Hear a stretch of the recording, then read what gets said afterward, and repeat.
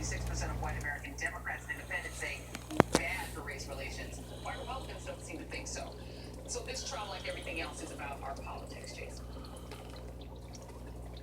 Yeah, first off, I want to know who this 5% is that think that Derek Chauvin getting off would be good for America. I'm just curious who those people are and if it worked for Tucker.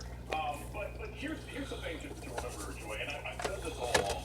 Demographics are destiny, right? The makeup of jury pools has so much to do with whether or not we're going to get the justice we want. And that's how America sort of looks at these kinds of issues. It is very clear that what's happening in this trial today can't be separated from what everyone has seen all along. We've had 2 additional shootings come out since this trial began.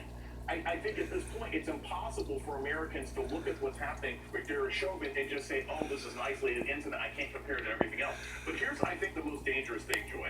And I've said all along, look, it's a very hard case for the defense. I think Chauvin will probably end up being convicted. But he is not just the sacrificial lamb that American policing can use to say this is a bad apple and avoid the longer conversation. And that's what my concern is. Even the people who say that his conviction will help race relations, if nothing changes in policing, then he was just a scapegoat. It was a makeup call for a much larger problem. And when Pat Robertson comes out and says, this is terrible. I got the 2 different weapons here. You should have been able to tell the difference. This is terrible. We need to start hiring better quality of cops. Like, when Pat Robertson is going there, let me very quickly, I don't know if we have the time, but I just want to play for our audience. We may not have time to have our guests react to it. But here are just Derek Chauvin's former colleagues, just the cops who testified. Take a listen. Is this an MPD trained neck restraint? No, sir. Has never been. Not the length of neck restraint. I don't know what kind of improvised position that is. So that's not what we train. Alright.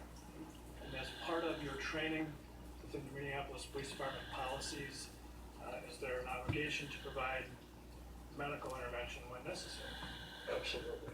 Is it your belief then that this particular form of restraint, if that's what we'll call it, in fact violates departmental policy?